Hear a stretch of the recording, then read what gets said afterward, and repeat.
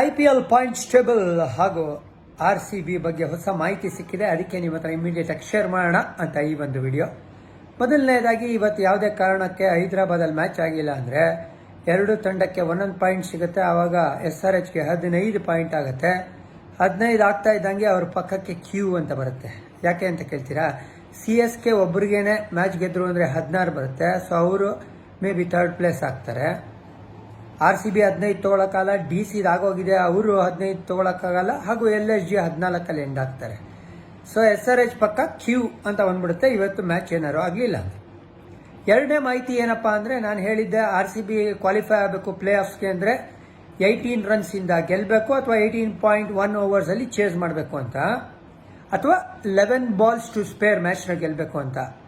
ಆ ಈಕ್ವೇಷನ್ನು ನಾವು ಬೆಳಗ್ಗೆ ಯೋಚನೆ ಮಾಡ್ತಾ ಇದ್ವಿ, ಡೈನಮಿಕ್ ಆಗಿರುತ್ತೆ, ಓವರ್ಸ್ ಕಮ್ಮಿ ಆಗ್ತಾ ಇದ್ದಂಗೆ ಚೇಂಜ್ ಆಗುತ್ತೆ ಅಂತ. ಬಟ್ ಇಲ್ಲ, 5 ಓವರ್ ಮ್ಯಾಚ್ ಆದ್ರೂ RCB 18 ರನ್ನಿಂದ ಗೆಲ್ಲಬೇಕು. 5 ಓವರ್ ಮ್ಯಾಚ್ ಆದ್ರೂ ಟಾರ್ಗೆಟ್ನ 11 ಬಾಲ್ಸ್ ಟು ಸ್ಪೇರ್ ಗೆದ್ರೆ ಮಾತ್ರ CSKಗಿಂತ ಬೆಟರ್ ನೆಟ್ ರನ್ ರೇಟ್ ಆಗುತ್ತೆ. ಆವಾಗ CSK ಅಂಡ್ RCB ಎರಡರಲ್ಲಿ ಒಂದು ಅಂತ ಬಂದಾಗ RCB ಕ್ವಾಲಿಫೈ ಆಗೋದು. ಇಂತಿ ನಿಮ್ಮ ಜಾನಿ.